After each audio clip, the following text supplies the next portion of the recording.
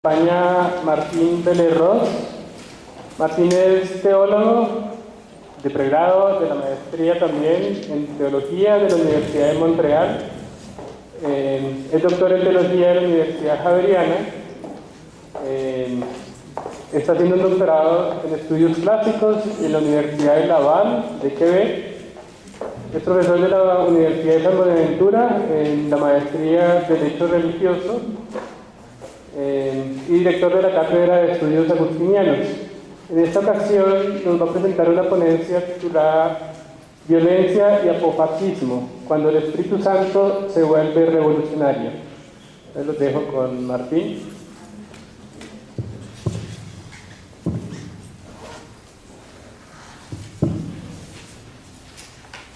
Buenas noches.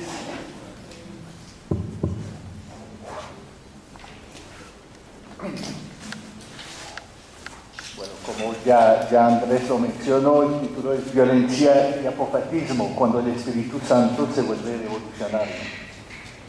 Voy a explicar más adelante en qué consiste el apofatismo. En la presente ponencia partamos de una reflexión de Anna Geithmann, que hizo en un libro publicado en el 2005, Death Shall Be Your God, que la traducción española sería La muerte será vuestro Dios.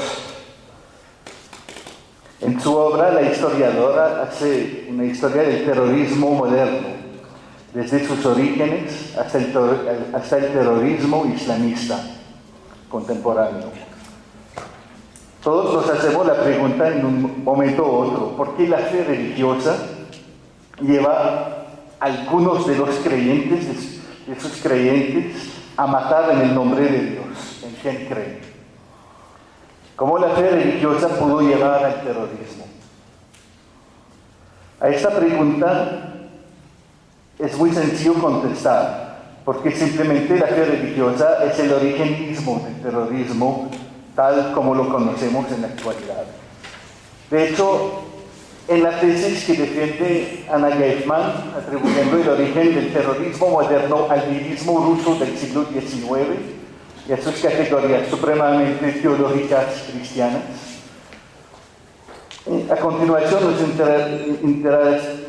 interesaremos de manera particular los orígenes del origen, es decir, cuáles son las fuentes teológicas que permiten a los nihilistas rusos de pensar y desarrollar la forma específica de violencia revolucionaria que es el terrorismo. La hipótesis que sustentamos hoy es que el nihilismo ruso pudo pensar y desarrollar el terrorismo. Si pudo desarrollar el terrorismo es precisamente porque era profundamente a la vez cristiano, teológico, apofático y revolucionario. En otras palabras, es porque estos nihilistas estaban sumergidos en un contexto teológico cristiano apofático y a la vez enfrentando una situación social, económica y política tan execrable que urgía el pensar una solución radical para acabar con la situación de opresión que se sufría. En un primer momento vamos a explicar brevemente en qué consiste el nihilismo ruso y ponerlo en su contexto histórico. En un segundo momento exploraremos las fuentes mismas de la teología apofática. Miraremos cómo las categorías que son manejadas en esas fuentes son de gran importancia en el desarrollo posterior del nihilismo ruso. En un tercer momento miraremos la figura crística del prototipo revolucionario, tal como es descrito en la novela Quehacer de Nikolai Chernyshevsky, que es un punto de referencia del prototipo revolucionario del movimiento nihilista ruso. Y finalmente miraremos cómo las categorías teológicas apofáticas son tratadas y utilizadas en el catecismo del revolucionario de Sergei Nechayev. El nihilismo ruso El historiador italiano Franco Venturi ubica el nihilismo ruso dentro de lo que llama el populismo ruso. Las figuras de proa del populismo, según Venturi, son Herzen, Bakunin, Chernyshevsky, Dobrolyubov y Pisarev. Sobre el nacimiento como tal del nihilismo, pues Venturi lo atribuye a ese movimiento liberal que había en el siglo XIX de exiliados, sobre todo representados en Herzen y Bakunin. Entonces, él va a decir que el nihilismo nace de esto, de esos hombres, después, a partir del movimiento, organización de Nikolai Vyshutin, que ya hay otra forma de pensar la revolución. Hubo un cierto desabuso a través de los movimientos anteriores y ahora se piensa más en soluciones radicales, como por ejemplo eliminar al zar y a los que lo defienden. Entonces es más después de ese populismo que nace el nihilismo como tal.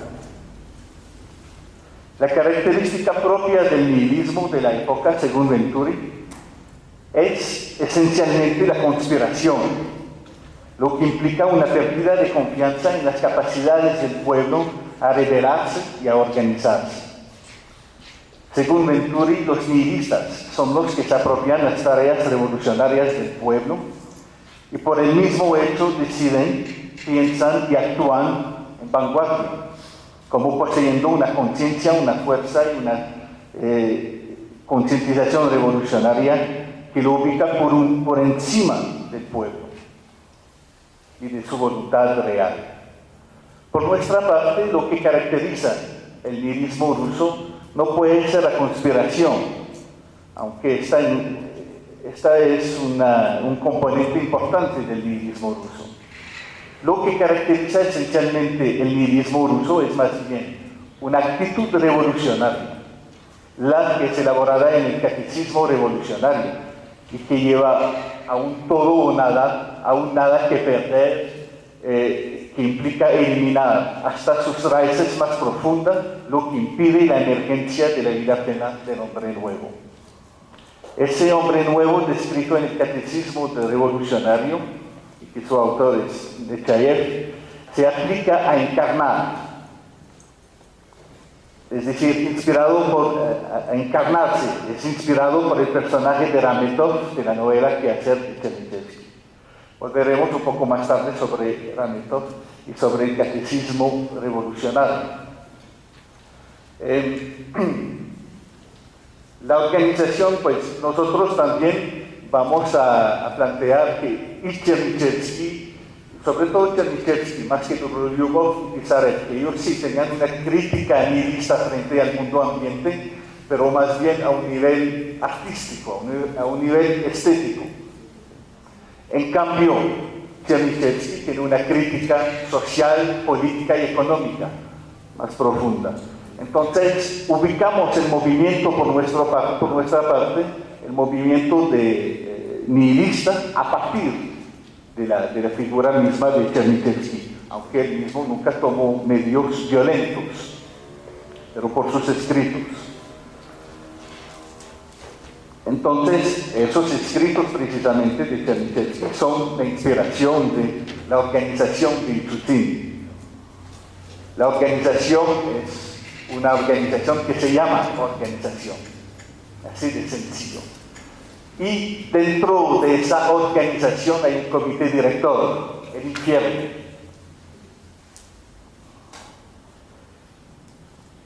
Entonces la organización existió más o menos en los años 1865-1866 y se acabó en el mismo 66. Entonces estaba compuesto esencialmente de estudiantes pobres, había bastantes estudiantes pobres, era un movimiento sobre todo estudiantil, pero también había muchos hijos de eclesiásticos. estamos en el ámbito ortodoxo, obviamente, entonces los sacerdotes tienen hijos. Y hijos del campo, de la provincia, entonces son gente que tiene a la vez una formación teológica, pero al mismo tiempo que son cercanos del campesinado de la época. Entonces eso es la composición social de la organización. La organización tiene como principal propósito la educación a través de un trabajo de maestro en las escuelas, en la ayuda a los estudiantes que no tienen buenos medios económicos, y también a través de cooperativas. Ellos ponen en pie fondos mutuales y también cooperativas, y a través de esas cooperativas de trabajo forman a la gente. Entonces esas cooperativas se hacen según el modelo que es presentado por Nikolai Chernyshevsky en su novela, precisamente. Entonces, obviamente, para la organización de Yeshutim, las reformas que ya habían empezado a partir del final de los años 1850, principios de 1860, entre otras reformas, había la liberación de los siervos, porque había servaje todavía en esa época. Pues no era bastante, había que ir más allá. Para ellos entendían ese cambio social como una forma de tranquilizar el pueblo. Entonces había que hacer mucho más. Es lo que provocó precisamente una radicalización del movimiento.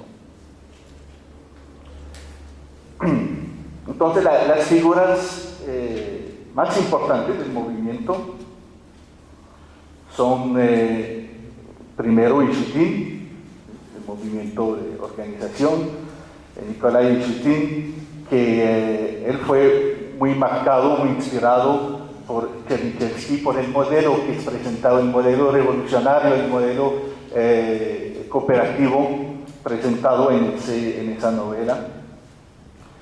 Tenía una gran admiración para Chernyshevsky, y eso que le hizo montar precisamente la organización ya desde 1862.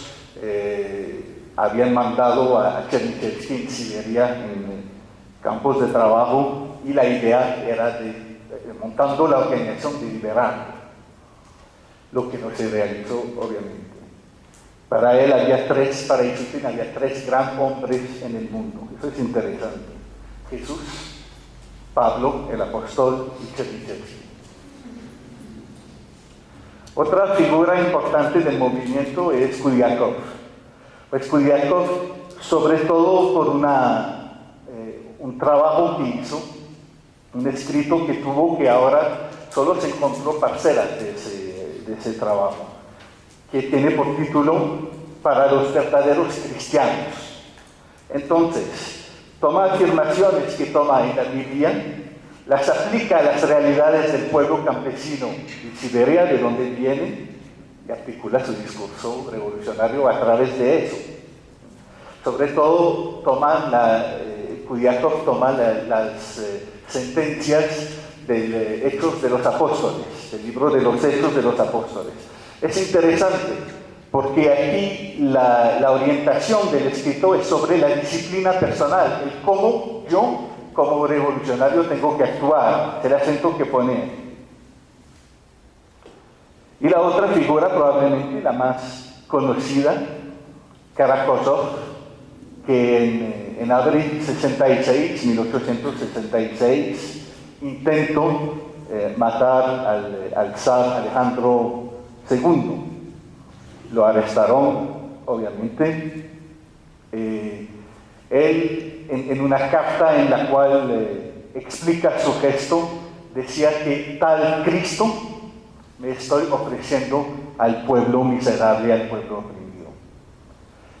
Entonces va a ser condenado a muerte, y los compañeros de la organización van a ir a sus funerales, y ahí van a recoger todos, a mandarlos a Siberia. Entonces así se acaba la organización.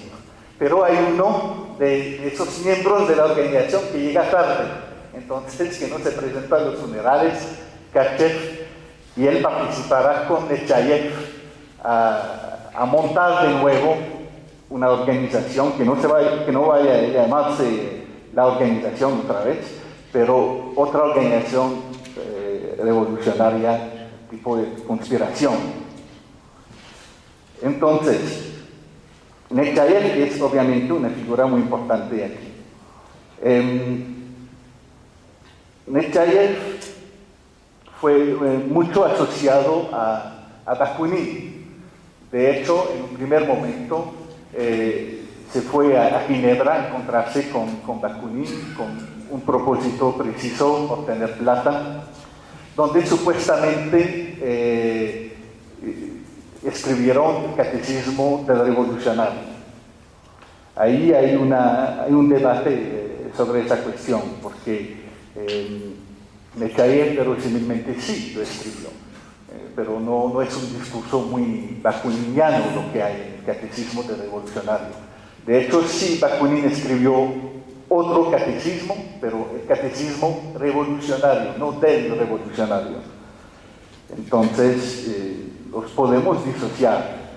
Va a volver con los fondos recogidos durante su viaje a Moscú, donde supuestamente pues, identificaron un traicionero en el grupo, Ivanov, que van a matar, y Nechayev va a organizar el asesinato de Ivanov para que todos participaran, para que todos tengan las manos manchadas, matarlo, y después se va otra vez en exilio en Ginebra, donde pues es rechazado por todos los antiguos aliados, y pues primero de todos esos, Bakunin.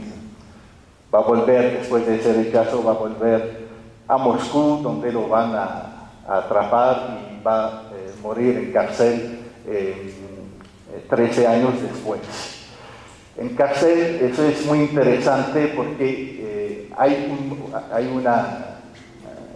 una rebelión dentro de la cárcel, pero no con los prisioneros, sino con los guardianes. Nechayev va a educar, si podemos decir, o manipular a los guardianes para fomentar un movimiento, una rebelión, un movimiento de contestación. ¿Sí? Y su instrumento de propaganda número uno en ese momento es el Evangelio de San Mateo. Muchos dicen que miren cómo es descarado, utilizó hasta los evangelios para hablar de revolución. No tuvo que hacer un paso muy grande, todo está ahí, depende de la forma que se transmite.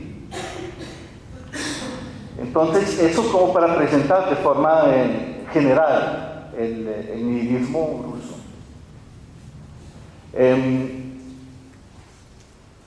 Ahora vamos a abordar el apofatismo como tal. Y más precisamente aquí, el apofatismo oriental. El apofatismo o la teología apofática es una teología negativa. Es decir, no podemos conocer a Dios. Nosotros podemos dejar a Dios hacerse presente en nosotros, lo que nos hace subir a Él, pero es vaciándonos de nosotros mismos que Dios nos puede penetrar. Eso es la esencia de la teología apofática. Aquí digo apofatismo oriental, más precisamente. Cuando digo oriental me refiero al oriente cristiano, porque también tenemos un apofatismo occidental que se da a través de la Reforma protestante.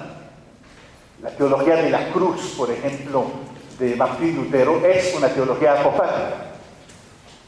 Es decir, a través de la muerte misma, según Lutero, es ahí que se da la resurrección. Dios se da a conocer a través de la pasión, a través de la muerte. La negación de lo humano es la presencia de Dios. Entonces, ya a través de esa resurrección que se da en la pasión, en el sufrimiento de Cristo, ya se da a conocer esa resurrección. Muy cercano de lo que tenemos hoy en día en la teología de la liberación, donde se dice que es a través del sufrimiento del pobre que ya se conoce la liberación, que ya se conoce el reino de Dios. Entonces, apofatismo oriental y occidental, podemos decir también que existe un apofatismo en otras religiones. Tenemos tipos de mística sufí, por ejemplo, en el Islam, que son apofáticos. También en la meditación budista, hindú, hay elementos apofáticos. Siempre esa idea de vacío, de vaciarse, de negarse para dejar a Dios, a lo trascendente, hacerse presente. En el principio es una idea mística que aparece, de hecho, el apofatismo, pues, lo que será después el apofatismo oriental cristiano, pero que es el origen del apofatismo cristiano en general, es iniciado por Pseudo Dionisio Areopágita. Pues, como el nombre lo indica, es pseudo. Entonces, Dionisio Areopágita se presenta como un compañero de Pablo, el apóstol, Pablo de Tarso. Pero de hecho, pues no fue ningún compañero de Pablo. Pseudo Dionisio aparece más bien en el V siglo, después de nuestra era, y muy inspirado de los padres capadocios, de la teología espiritual, de la teología sobre el Espíritu Santo de los padres capadocios. Entonces, ya sabemos que es del V siglo, pero es a partir de ahí que nace esa teología mística, que después la entenderemos como la teología apofática. Acabo de mencionar a los padres capadocios. Entonces, es importante aquí precisar un poco quiénes son los padres capadocios, porque pues son fundamentales en la noción de apofatismo. Los padres capadocios, reconocemos tres: Gregorio de Nisa, Gregorio Nacianceno y Basilio de Cesarea. La obra de ellos fue de construir, si podemos decir así, la persona del Espíritu Santo en la Trinidad. Saben que la idea de Trinidad, aunque se puede a veces justificar en el Nuevo, en el Antiguo Testamento, que desde el principio hay una Trinidad divina, es una construcción posterior, que data del siglo IV. Hay elementos que pueden ser explotados, pero siempre desde una lectura posterior. Todavía en la mitad del siglo IV, es decir, después del concilio cristológico de Nicea, donde se afirmó que Cristo era a la vez Dios y humano, que compartía la sustancia divina, la sustancia del Padre, todavía no se admitía que el Espíritu Santo hacía parte plenamente de Dios. La noción que se tenía del Espíritu Santo era más como el espíritu de santidad que podemos ver en el Islam, o la ruah, el soplo de Dios que tenemos en el judaísmo, pero es algo que se desprende de Dios y que se hace presente al ser humano. En cambio, los padres capadocios dicen no, ese soplo divino es Dios en su totalidad. Y ellos alcanzarán a hacer admitir eso en la fe cristiana solamente en el concilio de Constantinopla, el primer concilio de Constantinopla en 381. Entonces es bastante tarde en la historia de la Iglesia patrística. Entonces, y ahí obviamente combatiendo herejías de la época, combatiendo a los neumatómatos, que eran nuevos arianos, admitiendo sí la existencia del Espíritu Santo, pero no su divinidad. Ellos obviamente promueven esa divinidad del Espíritu. Entonces, eso es mayor en la historia de la fe cristiana. es que siempre se entendió el conocimiento, el acercamiento a Dios a partir de la relación con el Padre, es decir, de escritos sobre un ser o de una experiencia con un ser personificado, o a través del Hijo de Cristo, Dios encarnado. Pero esa presencia espiritual, entre comillas, de Dios en nosotros, esa relación diaria que tenemos con las emociones, con las impresiones, ahora es considerado no como un mensaje de Dios, un mensajero de Dios, sino como Dios mismo que se manifiesta. Entonces imagínense todo lo que podemos hacer, decir a Dios a partir de ese momento. Ahí tenemos una democratización de Dios, de una cierta forma. Porque diciendo que el Espíritu Santo es Dios mismo, estamos diciendo que Dios se comunica de igual manera a todos los seres humanos. Y no como en el esquema monoteísta, generalmente, donde tenemos Dios, su profeta, Mahoma o Moisés, según los casos, que él que tiene la verdad sobre Dios, todo lo que se debe saber sobre Dios, se da en esos profetas. En el caso del cristianismo, y sobre todo a partir del trabajo de los capadocios, no, todos tienen acceso a Dios directamente. Y Jesús no es un profeta, es Dios mismo. Entonces, obviamente, cada uno de los creyentes puede decir, bueno, tú dices que Dios puede ser papa, dices que Dios dijo eso, bien, pero a mí Dios me dijo otra cosa. Y miren, es precisamente lo que va a pasar, pues más de un milenio más tarde, con la Reforma Protestante.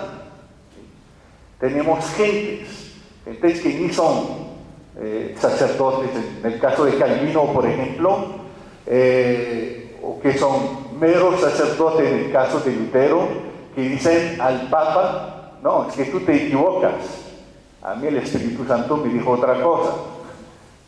Eso es posible solamente en la medida que consideramos que el Espíritu Santo es plenamente Dios. Entonces, y ven también la Reforma Protestante es a carácter apofático, como también lo que había, aunque la expresión o la idea del apofatismo aparece con Dionisio, pseudo Dionisio, ya la teología se está preparando desde los padres capadocios.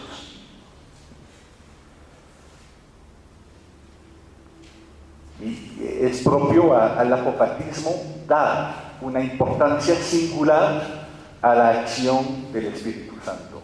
La salvación pasa principalmente por la relación con el Espíritu Santo y la gracia que se comunica en esa relación, y no esencialmente por un acto ritual que podría ser sacramental, como en las teologías occidentales, católicas en ese caso.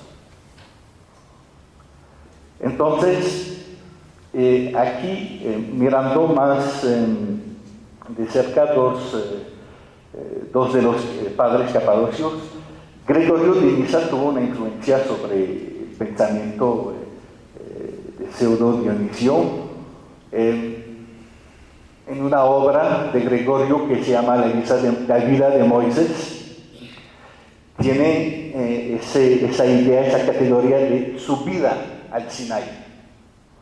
Entonces, esa subida de Sinaí por parte de Moisés es precisamente ese lugar donde Moisés se abandona a sí mismo, abandona a su pueblo para entrar en una presencia privilegiada con Dios. Es un momento de contemplación privilegiado. Esa idea va a ser recuperada después por Dionisio, de forma muy importante. También, pues, Basilio, y en su tratado sobre el Espíritu Santo, que aquí les voy a leer un pedazo para ver cómo se concibe el Espíritu Santo y la inspiración entonces divina para el vivir en ese mundo. Entonces está en el numeral 36 del Tratado sobre el Espíritu Santo de Basilio de Cesarea. Por medio del Espíritu Santo, abro las comillas, por medio del Espíritu Santo tenemos el restablecimiento en el paraíso. La subida al reino de los cielos, la vuelta a la adopción filial, la confiada libertad de llamar Padre nuestro a Dios, de participar en la gracia de Cristo, de ser llamado Hijo de la Luz, de tener parte en la gloria eterna y, en general, de estar en la plenitud de la bendición, en esta vida y en la futura. Viendo como un espejo la gracia de los bienes que nos reservan las promesas y de los que esperamos ansiosos disfrutar por la fe, como si ya estuviesen presentes. También se da a conocer la diferencia entre la gracia que procede del Espíritu Santo y el bautismo en el agua. En el hecho de que Juan bautizó en agua, pues nuestro Señor Jesucristo en el Espíritu Santo. Pues se dice, yo en verdad os bautizo en agua para conversión, pero el que viene detrás de mí es más poderoso que yo, cuyas sandalias no soy digno de llevar. Él os bautizará en espíritu y en fuego. Eso es un pasaje que toma de Mateo 3. Llama bautismo de fuego a la prueba que se hará en el juicio, según dice el apóstol. El fuego probará cómo es la obra de cada uno. Y de nuevo, porque ese día la mostrará, ya que se manifestará en fuego. Ahora bien, entre los que luchan por la piedad hay algunos que, habiendo soportado ya, no por imitación, sino de verdad, la muerte por Cristo, no han necesitado para su salvación ninguno de los símbolos que proceden del agua, puesto que han sido bautizados en su propia sangre. Y digo esto, no porque desprecio al bautismo en el agua, sino por abatir los razonamientos de los que se alzan contra el Espíritu, mezclan lo inmezclable e equiparan lo incomparable. Entonces, en ese pasaje tenemos pues, muchos elementos interesantes para el pensamiento apofático, la teología apofática. Cuando se dice, por medio del Espíritu Santo, tenemos el restablecimiento en el paraíso. Es una visión escatológica, apocatastática. La apocatástasis es precisamente volver al estado que había antes de la caída, antes del pecado original. Es decir, volver a la semejanza de Dios en su mayor pureza. Interesante aquí la idea de pureza, nos va a servir más tarde. Y el volver a lo que había antes. No es como en la perspectiva de San Agustín, por ejemplo, donde el estado pecador del ser humano sirve a construir un reino de Dios que es diferente de lo que era el paraíso inicial. Aquí volvemos a un estado inicial. Entonces, obviamente, para volver a lo que había, hay que negar lo que nega lo que había antes. Entonces, esa idea es importante. Es por la destrucción del pecado, por la destrucción del mal, que podemos volver al estado inicial. Eso es la visión apocatastática. También cuando menciona la cuestión del bautismo en el agua, lo del Espíritu, ahí estamos muy cercanos del anabautismo y del pentecostalismo contemporáneo. En la Reforma anabautista había esa perspectiva también. El bautismo en el agua no es lo que salva, sino él en el Espíritu. Y hay que ver también que en ese anabautismo de la Reforma, iniciado entre otros por una parte con Thomas Müntzer, tuvimos un movimiento violento de liberación. No podemos gozar del reino de Dios en la perspectiva de Müntzer mientras que habrá dominantes y opresores. Entonces hay que eliminar lo que impide la pureza inicial. Eliminamos a los opresores. Esa dinámica es importante en la perspectiva apofática. Y también la noción de sacrificio de Cristo. Y miren cómo eso es muy cercano de lo que vimos anteriormente con el caso de Karakózov. Y Karakózov dice, pues yo me sacrifico de la misma manera que Cristo. Cuando hablamos de un sacrificio a nivel místico es una cosa. Sacrificio, bueno, me sacrifico mi alma, lindo. Pero cuando eso toma un alcance político, ya es otra cosa. La noción de sacrificio implica, como lo dice en el texto, no en su forma simbólica, sino en la realidad, sufrir ese martirio. Ya asumir, por tomar la causa de Cristo, por tomar la causa de los pobres, de los oprimidos, estamos viviendo esa crucifixión. Estamos nosotros entrando en esa perspectiva, entrando en relación con Cristo mismo. No necesitamos un símbolo como el agua o la Eucaristía. No, el sacrificio que hacemos a través de la lucha de liberación es acción del Espíritu que nos da gracia. Bien, en Pseudo Dionisio Areopágita, pues se trata, él va a hablar, Dionisio en su tratado místico, va a hablar de la causa, no nombra a Dios como tal, no dice Dios, sino dice la causa de todo, lo que provoca todo.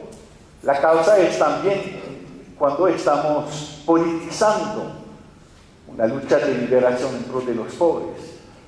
La causa es lo que perseguimos al mismo tiempo. Muy de la apocatástasis eso, ¿sí? Es decir, queremos buscar lo que había inicialmente cuando hablamos de causa, lo que perseguimos y lo que causó todo. Entonces Dionisio dice en su tratado, decimos pues que la causa, aquí se trata de Dios, la causa es Dios, de todo, pues que la causa es de Dios y que está por encima de todo, no carece de esencia ni de vida, ni de razón ni de inteligencia, que no es cuerpo ni figura, ni tiene forma alguna, ni cualidad, ni cantidad, ni volumen. No está en ningún lugar, importante eso. No se la puede ver ni tocar, no siente ni puede ser percibida por los sentidos. No sufre desorden ni perturbación debido a las pasiones terrenales, ni le falta fuerza para poder superar accidentes sensibles, ni está necesitada de luz. No es ni tiene cambio, corrupción, división, privación, ni flujo, ni ninguna otra cosa de las cosas sensibles. Fácilmente en lenguaje contemporáneo podríamos decir que entonces es casi ateo. Esa imagen de Dios todopoderoso, que tiene una mano puesta en todo lo que pasa, que vigila todo, que controla todo, que juzga todo, que tiene una moral para todo, pues aquí no está. Es completamente otra idea, otra comprensión de la experiencia con Dios. Es una experiencia con Dios que se da en la nada, en la no experiencia, en el no saber. Y eso es muy inspirado, obviamente, por la teología capadocia que vimos anteriormente, pero también por una comprensión muy plotiniana del uno. ¿Saben? La triada plotiniana. Tenemos el uno, del cual procede la inteligencia, de la cual procede el alma del mundo. Pero con la inteligencia no podemos alcanzar a circunscribir el uno. Es un instrumento de acceso, pero nunca la inteligencia puede percibir en su totalidad, circunscribir lo que es el uno, lo que es Dios en ese caso. Entonces, el no conocer, una noción que va a aparecer ahorita, el no saber lo que es Dios, porque Dios precisamente en esa perspectiva se encuentra en la nada, en la ausencia, en el silencio. Entonces, ese no conocer a Dios va en esa perspectiva plotiniana. Lo conocemos en la medida que admitimos que no lo podemos conocer. Bien.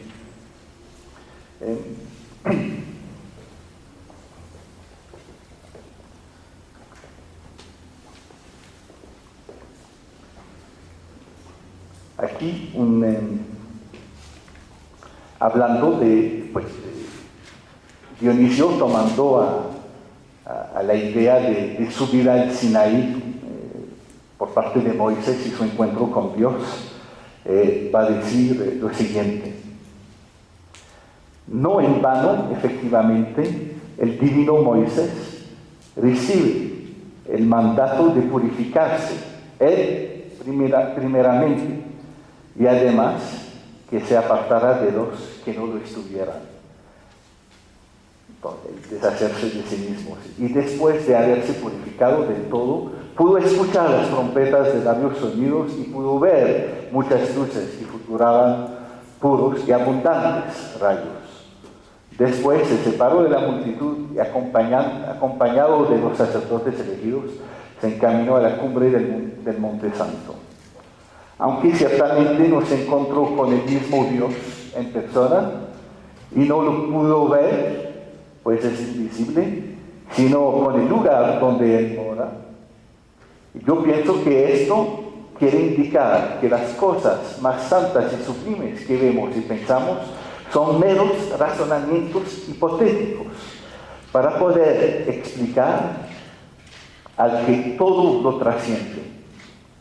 Por ellos se hace manifiesta su presencia que supera toda imaginación, que camina por las alturas inteligibles de sus santísimos lugares.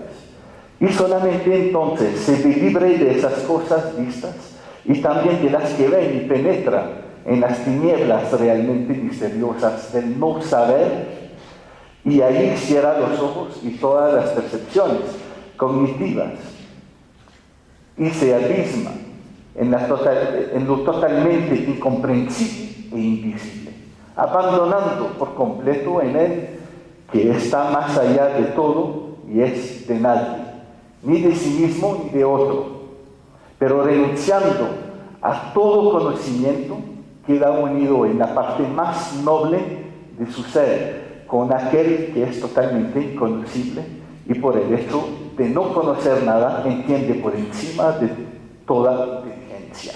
Entonces aquí vemos los rasgos obviamente muy plotiniano del texto. Y hay una negación de Dios ahí muy presente. El no conocer a Dios es lo que nos lleva a Dios. Entonces, en otras palabras, cuando se va a politizar esa comprensión del reino de Dios, aquí, pues, ¿qué es el reino de Dios? Es mi idea. No podemos conocer a Dios, ni podemos saber cuál es el reino de Dios.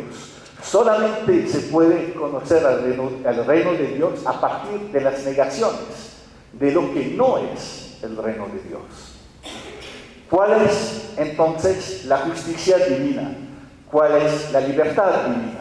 ¿Cuál es el amor divino? ¿Cuál es la reconciliación, la paz divina? Idea. Lo que sabemos y lo que experimentamos diariamente es la opresión, la injusticia, la guerra, el conflicto, la explotación. Entonces, sabemos que hay que eliminar para perseguir qué objetivo, ni idea. Y eso es lo que vamos a encontrar eventualmente también en el nihilismo ruso, esa idea fundamental. ¿Cuál es la causa ni idea. Lo que sabemos es quién nos impide de ser libre, los eliminamos. Entonces, pasamos a la otra parte, volvemos aquí en la comprensión del nihilismo ruso como tal y de la lucha revolucionaria del uso de la violencia para lograr esa liberación. Y otra vez insisto para decir que pues, el caso de Chernyshevsky, por ejemplo, de muchos miembros de organización, del grupo de organización de los de Chayefsky también, muchos tienen formaciones teológicas por ser hijos de sacerdotes. Entonces, la novela que nos interesa es la de Nikolai Chernyshevsky, que pinta, entre otras cosas, el modelo de ser revolucionario. Habrá después de la experiencia con Nechayev, después del apostolado, si podemos decir, de Nechayev, habrá otras novelas rusas que van a utilizar la figura de Nechayev para pintar demonios, ¿sí? O poseídos. Ya vieron de lo que estoy hablando. Dostoyevsky en los poseídos, en los endemoniados, tiene un personaje que es Piotr Verkovensky. Verkovensky es una paluda descripción, una caricatura de Nechayev. En cambio aquí, presentando a Rametov, el personaje de Rametov, es otra cosa. Es a partir de eso que los otros se forjaron, no es una caricatura posterior. Para poner un poquito en el contexto, que hacer un montón de cosas, se quiere a través de la novela hablar de la sociedad del porvenir. Entonces es la historia de una mujer, de una joven, Vera Pavlovna, que se casa con un tipo, Lubukov, que montan una cooperativa de trabajo, esa forma para ellos de liberarse de sus familias, de ser independientes, sobre todo para Vera Pavlovna. Se hace toda una crítica ahí al machismo de la época. Después Vera Pavlovna se enamora de Kirsanov, un compañero de Lubukov. Entonces Lubukov, como es antimachista y que no quiere, pues no puede dejar de amar a Vera Pavlovna, pero no puede impedirla de amar al otro, entonces simula su suicidio, lo que no hizo, pero pues supuestamente lo hizo hasta un cierto punto de la novela. Pues ahí obviamente eso tiene un cierto efecto sobre Vera Pavlovna y ahí se encuentra con un tipo que le va a explicar el porqué del gesto de Lubukov. Y ese tipo en la novela, que aparece sobre las 400 páginas de la novela, está ahí por ahí una quincena de páginas nada más. Rametov. Entonces, y aquí es interesante, y nos vamos a centrar solo sobre eso, la descripción de ese Rametov.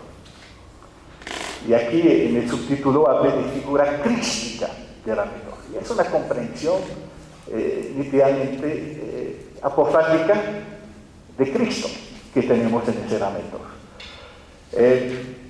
Rametov lo presenta a Chernyshevsky como una persona que hace mucho ejercicio físico y que le pasa su tiempo a leer y hacer ejercicio físico.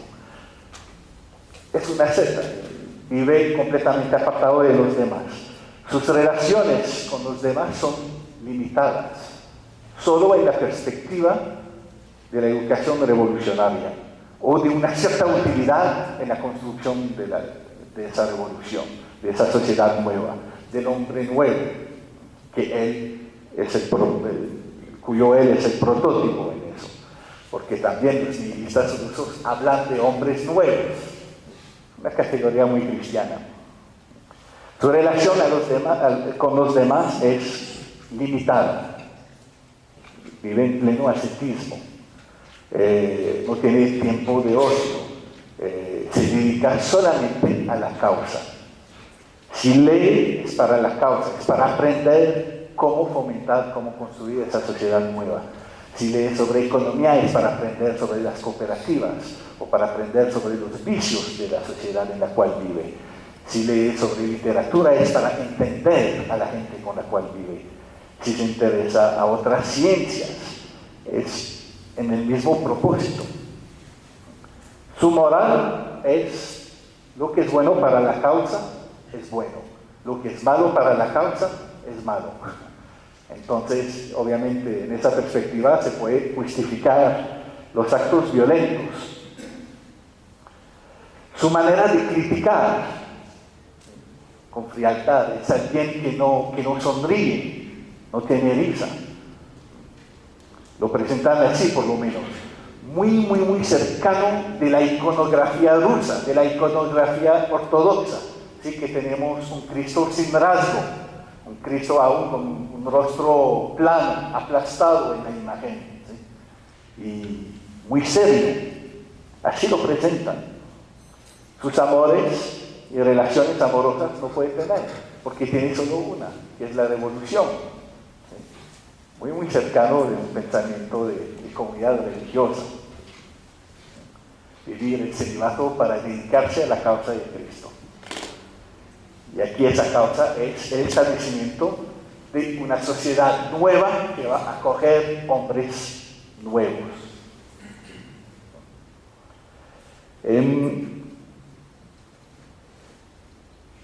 Bueno, entonces ese personaje va a inspirar, obviamente, al grupo de Isutin, como lo mencionamos anteriormente, y también después a Nechayev. Esos personajes van a intentar de vivir ese ideal. Y aquí vamos a mirar unos pasajes del catecismo del revolucionario que escribió Nechayev. Es dividido en 4 partes. La actitud del revolucionario hacia sí mismo, la primera parte. La segunda es la actitud del revolucionario hacia la sociedad. Tercero, la actitud de la organización frente al pueblo.